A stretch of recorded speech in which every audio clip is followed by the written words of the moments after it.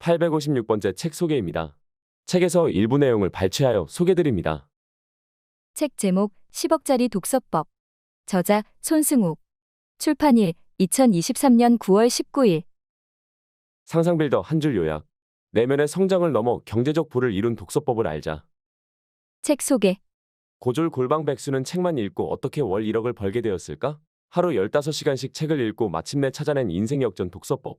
모두가 독서의 중요성을 이야기하지만 아무리 많은 책을 읽어도 삶이 바뀌지 않는 경우를 흔하게 볼 수 있다. 무엇이 문제일까? 이 책의 저자도 성공하고 싶다는 간절한 마음으로 하루 15시간씩 책만 읽었지만 인생의 드라마틱한 변화는 일어나지 않았다. 1000권을 읽고서야 깨달았다. 삶의 성공은 읽은 책의 권수와는 전혀 상관없다는 뼈아픈 사실을.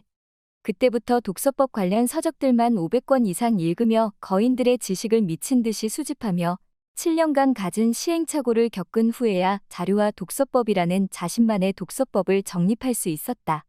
읽었던 모든 책을 인생 자료로 축적하는 이 독서법으로 저자는 좋아하는 일로 월 1억 원이라는 경제적 부까지 달성했다. 인생의 성장과 결실을 30년은 앞당겼기에 저자는 이 독서법의 가치가 10억 원 이상이라고 확신한다. 느낌만 남는 독서가 아니라 삶의 전환점이 되는 독서를 원한다면 이 책이 당신이 오랜 시간 열망했던 그 목표를 실현해 줄 것이다. 저자 소개. 저자 손승욱. 중국어 강사. 덕도 밟지 못한 고졸 검정고시 출신으로 해외 유학 없이 국내에서만 공부해 중국어 관광통역 안내사가 되었다. 국내 최대 여행사에서 월 1000만 원을 버는 인기 가이드로 일하다가 세상을 보는 눈을 새로 뜨게 해준 독서 경험에 매료됐다. 독서에 몰입하기 위해 하던 일을 그만두고 1년간 매일 15시간씩 책만 읽었다. 평생 독서만 하면서 책에 관한 지식과 경험을 전하는 삶을 구축하려고 노력했고 독서법 관련 서적만 500권 이상 읽었다. 그 결과 책 속 흩뿌려진 정보를 나만의 체계적인 지식으로 변환하는 독서 기록 시스템, 자료와 독서법을 정립했다. 이 독서법을 실천하며 떠올린 아이디어로 월 1억 원이라는 경제적 성취까지 이뤄냈다. 유튜브 채널을 통해 독서를 중심으로 한 삶의 성장 경험을 나누고 있으며 지은 책으로는 내 삶의 주인은 누구인가? 중국어 회화 100일의 기적이 있다. 책에서 얻은 내용. 2016년 20대의 마지막 봄날을 지나고 있을 때였습니다. 사표를 내기로 했습니다. 이미 결정하고 집문을 나섰지만 제 머릿속은 계속해서 그 결정의 가치를 곱씹어보고 있었습니다.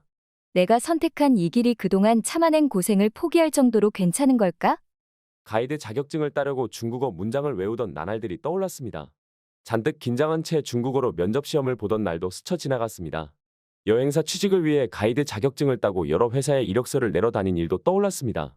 첫 손님을 받기 위해 인천공항에서 환영 피켓을 들고 기다리던 날도 생각났습니다. 술에 취해 일어나지 않는 관광객을 깨우기 위해 30분 동안 호텔 문을 두드리던 아침도 기억났습니다. 온갖 우여곡절을 겪으며 지금의 자리까지 왔다는 게 떠올랐습니다. 고생한 모든 것을 뒤로하고 그만두는 게 맞는 걸까?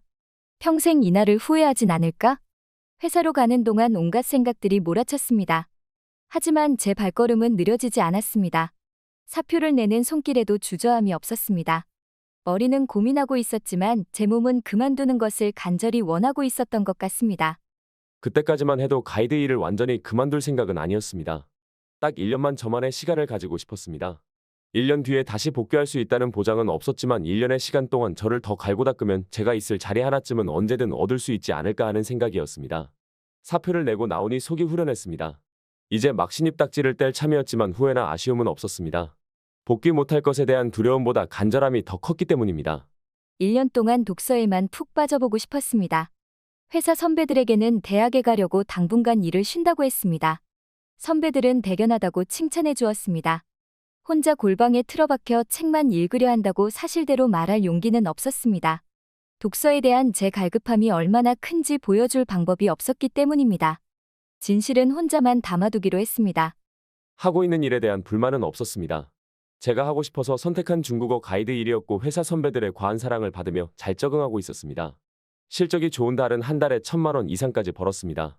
수익만 보면 그 당시에 제가 벌 수 있는 최대의 금액이었으니 일을 그만두는 건 말도 안 되는 선택이었습니다. 하지만 어느 날부턴가 지금 이대로 괜찮은 걸까 하는 생각들이 제 정신을 흩뜨려 놓았습니다.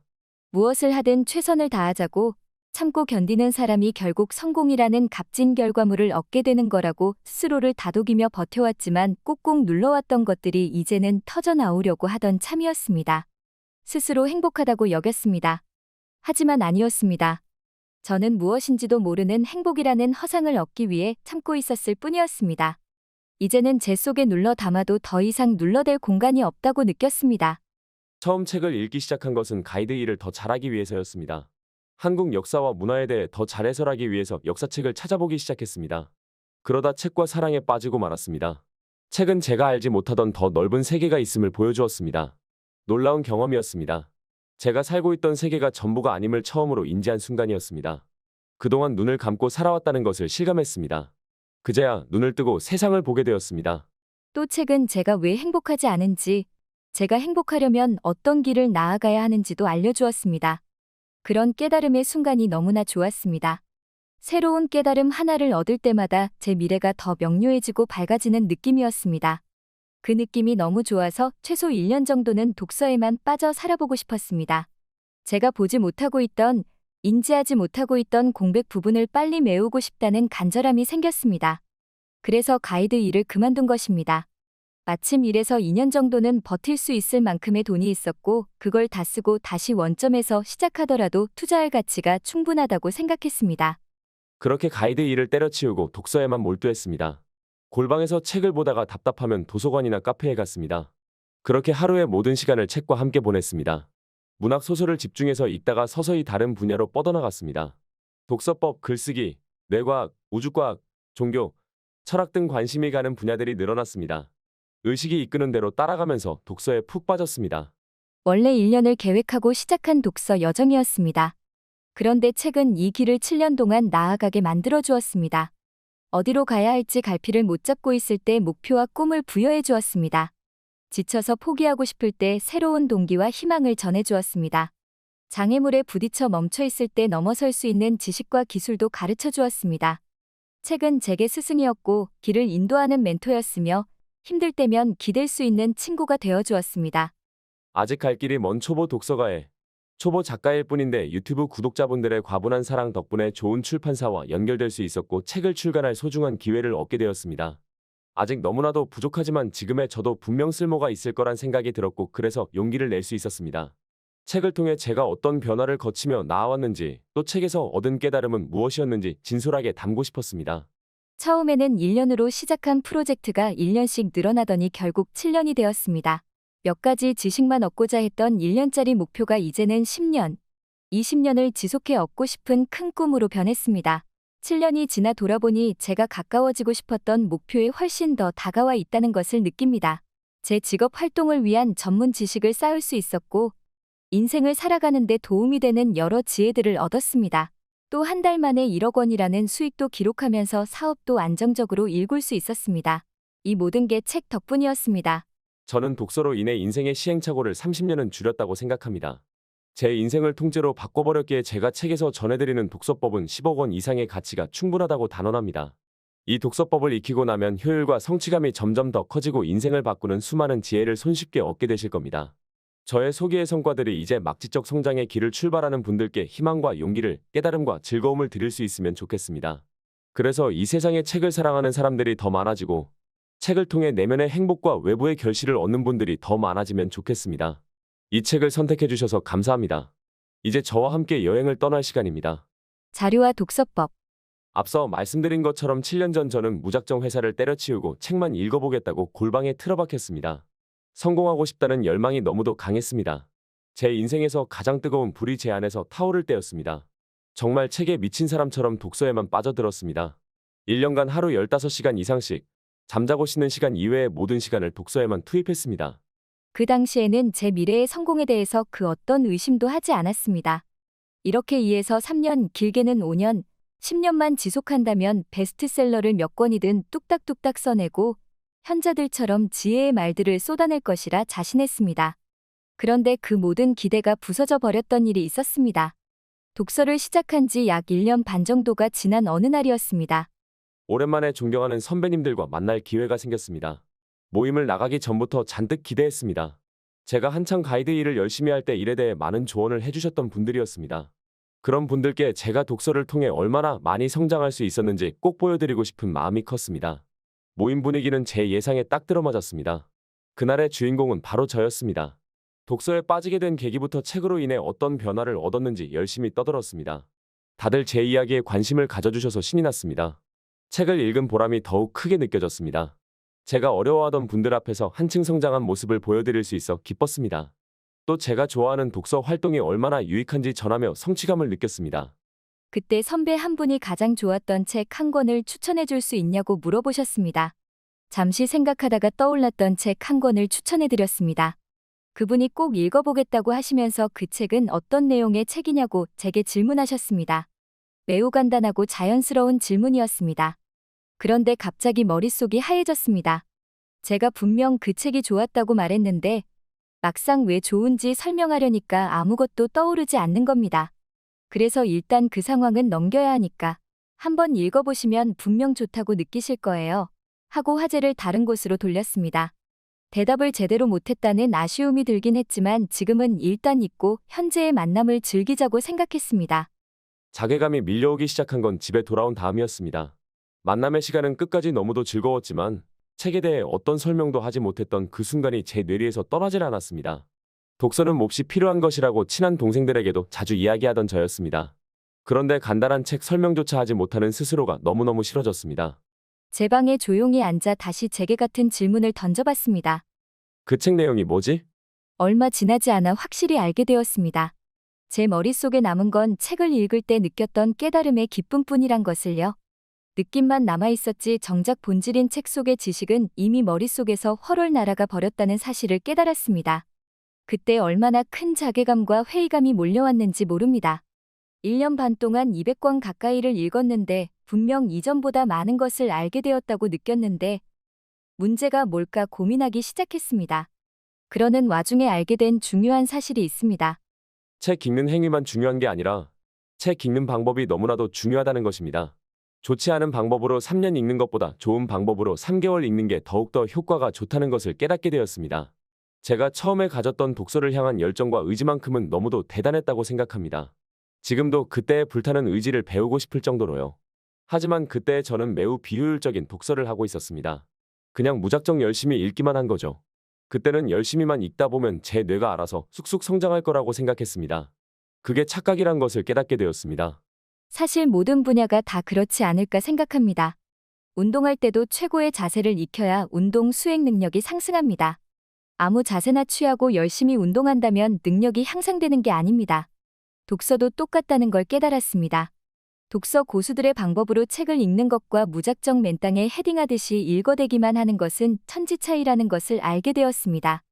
그래서 제가 집중한 일이 있습니다. 아, 독서 방법부터 찾자. 열정과 의지만큼은 아직 사그라지지 않았던 때였습니다.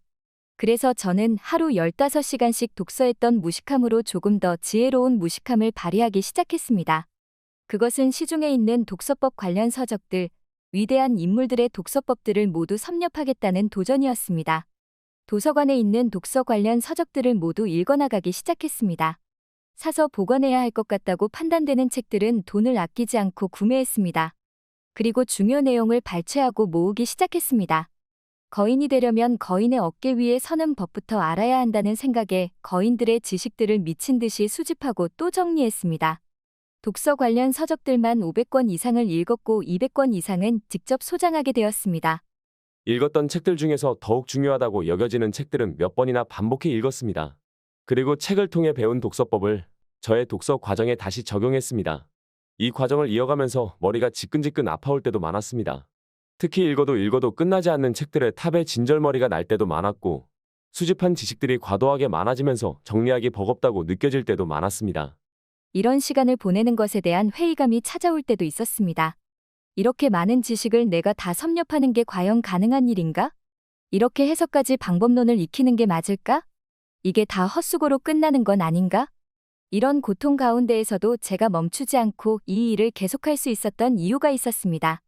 이 과정이 꼭 천직이라고 느껴질 정도로 재밌었습니다. 하루 종일 지식을 정리하는 건 때로 지루하고 고통스러웠지만 그 고통을 잊어버릴 만큼의 즐거움을 느꼈습니다. 너무 지쳐서 이제 더는 못하겠다 싶은 생각이 들다가도 다음날 아침이면 빨리 지식을 모으고 정리하고 싶다는 욕구가 샘솟았습니다. 다람쥐가 자기 보금자리에 도토리를 끊임없이 모으듯이 저도 딱 그런 모습이었던 것 같습니다. 저는 지식 수집 중독자였습니다. 독서법에 관한 지식을 모으고 또 모았습니다. 만약 지식들을 수집하고 쌓아놓는 것에만 그쳤다면 제 독서에도 큰 발전이 없었을 겁니다. 하지만 저는 거인들을 통해 배운 자료와 방법을 적용했습니다. 독서법 지식을 정리하는데 그간 쌓아온 독서법 지식을 적용한 것입니다. 이 독서법은 이미 500년 전부터 지식계의 거장들이 활용해온 지식 경영 카드 기법으로부터 발전시킨 것입니다. 우리나라에선 다산 정약용 선생이 초서 독서법이라는 이름으로 자녀와 제자들에게 가르치셨고 이 독서법을 활용해 위대한 지적 성취를 이루셨습니다. 해외에도 있습니다. 현대의 마키아벨리로 불리는 전쟁의 기술, 인간 본성의 법칙을 쓴 로버트 그린 또한 이 지식 경영 시스템을 통해 지적 작업을 하고 있습니다. 독일의 사회학자 니클라스 루만 교수도 이 방법을 실행했습니다. 일본에서 지혜 거인으로 불리는 다치바나 다카시도 활용하고 있습니다. 그렇게 거장들의 방법을 적용하니 몇 년간 모았던 지식들이 자료화되기 시작했습니다. 5,000개 이상의 작은 지식 덩어리들이 비로소 체계를 찾았죠. 공통적인 것들을 묻고 중요도대로 분류했습니다. 머리를 지끈거리게 만들던 정보들의 질서가 보이기 시작한 뒤부턴 자료화에 더욱 가속도가 붙었습니다. 처음 막무가내로 독서를 시작하고 6년이 지난 2022년 중순, 드디어 제가 딱 원하던 저만의 체계적인 독서 방법론을 최종적으로 정리할 수 있었습니다. 이 독서법이 탄생한 이후로 제 일상의 성장과 창작 활동에는 가속도가 붙었습니다. 현재 저는 영상 제작, 집필 활동, 온라인 강의, 전자책 제작, 상담, 강연, 사업, 인간관계에 이르기까지 제가 정리한 이 독서법을 전방위적으로 이용하고 있습니다. 이 자료와 독서법이 특히 좋은 점은 지금 시대 지식 리더들의 필수 소양을 자연스럽게 훈련해준다는 것입니다. 자료와 독서법의 강요소들 속에는 관찰 능력, 정보 분별력, 의사 결정력, 분류 능력, 구조화 능력, 문장 표현력, 창작력 등 지식 리더들에게 필수적인 모든 사고 능력이 자동으로 성장하는 메커니즘이 포함되어 있습니다. 때문에 책을 통해 성장하고 자신만의 목표를 달성하고 싶은 모든 분에게 너무나도 추천해드리고 싶은 독서 방법론입니다. 이 독서법을 꾸준히 실행하는 것만으로도 자연스럽게 책 속의 지식이 우리에게 내재화되고 지식을 경영하는 기본기를 다질 수 있습니다. 저는 제 성장을 30년은 앞당겼을 거라고 확신합니다. 자료와 독서법을 활용해서 독서한 한 달의 시간이 독서법을 몰랐던 2년의 시간보다 더 나은 성과를 얻게 해주었습니다. 그리고 앞으로도 저의 내외면의 성장은 더욱 가속화될 거라고 확신합니다. 독서의 즐거움을 만끽하는 것뿐만 아니라 경제적 성취를 가속화하는 데도 최고의 방법이라 자부합니다. 독자님들도 이 방법을 익히셔서 정말 효과적으로 독서를 하고 인생의 성장을 앞당기셨으면 좋겠다는 마음으로 이 글을 쓰고 있습니다. 저는 독서를 통해 지적 성장의 길을 걷고자 하는 분들이 더 많은 존경을 받고 더 많은 돈을 벌고 더 행복한 삶을 살도록 기여하고 싶다는 꿈이 있습니다. 독자님들이 이 독서법을 잘 익히셔서 우리 함께 인생을 행복하게 살아가면 좋겠습니다. 최고의 스승을 찾아서 효과적으로 성장하려면 학습 과정을 설계해 줄 수 있는 스승이 필요합니다. 그런데 문제가 있습니다. 지적 성장을 향해 나아가는 길에는 구체적이고 획일화된 커리큘럼이 생길 수 없어서 공인된 스승이 존재할 수 없다는 것입니다. 지적 취향은 사람마다 다릅니다. 인간의 심리를 파고들기 좋아하는 사람도 있고 운동에 관한 지식을 좋아하는 사람도 있습니다.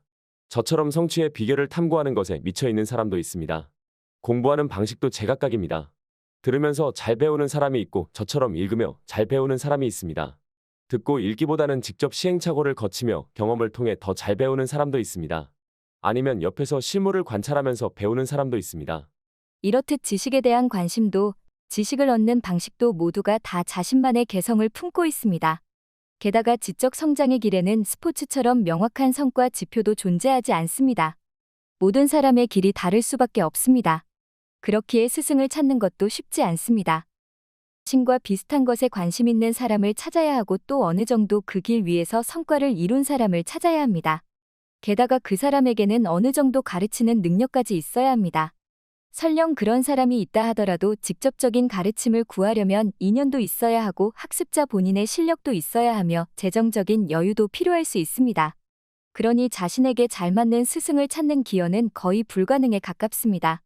주위에 그런 인연이 있다면 그 관계를 소중히 여기시기 바랍니다. 저 또한 오랫동안 스승의 필요성을 절실히 느꼈습니다. 롤모델로 삼을 만한 스승, 문제 상황에 맞닥뜨릴 때마다 조언을 구할 수 있는 스승이 있다면 얼마나 좋을까라고 자주 생각하고 냈습니다. 하지만 그렇게 기원을 찾는데 집중하기보다 더 좋은 방법이 있다는 걸 서서히 알게 되었습니다. 바로 저 자신을 코치로 삼는 것이었습니다. 애리조나 주립대학교 교수이면서 보스턴 레드삭스라는 미국 프로야구 구단의 기술 습득 전문가인 록그레이는 인간은 어떻게 움직임을 배우는가에서 코치는 연습을 디자인하는 능력을 갖춰야 한다라고 말했습니다. 특히 그 디자인 능력은 학습자를 잘 아는 것으로부터 시작된다고 했습니다. 이 대목을 접하면서 바로 저야말로 저에게 최적화된 연습을 디자인할 수 있는 유일한 사람이라는 확신이 들었습니다. 제가 있는 곳이 눈으로 스킬을 피드백할 수 있는 스포츠 분야였다면 다르게 생각했겠지만 지금 제가 있는 곳은 눈에 보이지 않는 지적 성장의 영역이었기 때문입니다. 제 속에 있는 것에 대해 저만큼 잘 아는 사람을 절대 찾을 수 없다는 확신이 들었습니다. 바로 저만이 저희 코치가 될 수 있었습니다. 우리는 우리 스스로를 수련하게 하는 디자이너가 되어야 합니다. 그런데 연습을 설계하는 건 말처럼 쉬운 일이 아닙니다. 어찌 보면 가장 고차원적인 활동이 아닐까 싶습니다. 자기 자신에 대해서도 잘 알아야 하고 더 높은 시선에서 자신의 공부 과정을 파악할 수 있어야 합니다. 또 자료와 독서의 재료들에 대해서도 잘 알아야 자신에게 맞는 독서법도 설계할 수 있습니다. 하지만 안심하셔도 됩니다. 연습을 설계하는 것도 노력을 통해 기를 수 있는 일종의 능력이기 때문입니다. 처음에는 생소하고 어렵게 느껴질 수 있습니다. 여러 시행착오를 거치게 될지도 모릅니다. 하지만 그 과정에서 자신에게 맞는 독서 방법을 설계하는 능력이 상승합니다. 점차 자신에 대해 더 잘 알게 되고 더 효과적인 독서법을 고안할 수 있게 됩니다. 저는 그 무엇보다 완벽한 독서법을 얻고 싶었습니다. 하지만 알게 된 것은 완벽함은 고정된 상태가 아니라 자유자재로 모습을 바꿀 수 있는 유연함으로부터 나온다는 것이었습니다. 이 글을 읽는 독자분들께 잘 차려진 밥상과 같은 획일화된 독서법이 아니라 물고기를 잡아 밥상을 차릴 수 있는 능력을 알려드리고 싶었습니다. 독자님들의 삶에 최적화된 독서법을 직접 설계할 수 있는 방법을 제시해드리고 싶었습니다. 자료와 독서법의 6가지 재료들을 소개해드리고 이를 응용하는 사례까지 보여드린 이유가 여기에 있습니다. 제가 알려드린 것에 그치지 않고 여러분들의 독서 과정을 직접 디자인하는 시도를 멈추지 않으셨으면 좋겠습니다. 또한 제가 알려드린 재료조차도 각자의 목적에 맞게 수정해 나가셨으면 좋겠습니다. 독서의 수준이 높아짐에 따라서 삶의 새로운 꿈이 생겨남에 따라서 계속 독서법을 개발하고 발전해 나가시기 바랍니다. 그렇게 내가 나의 삶을 성장으로 이끄는 최고의 스승이 되시길 바랍니다. 느리지만 확실하게 성장하며 읽는 습관. 소어 헨슨의 씨앗의 승리라는 책에서 큰 깨달음을 얻은 대목이 있습니다. 어떤 종은 흙 속에서 몇십 년을 견디면서 빛과 수분과 영양분의 적절한 조합이 식물 성장에 알맞은 조건을 만들어낼 때에야 비로소 싹을 틔우는 경우도 있다.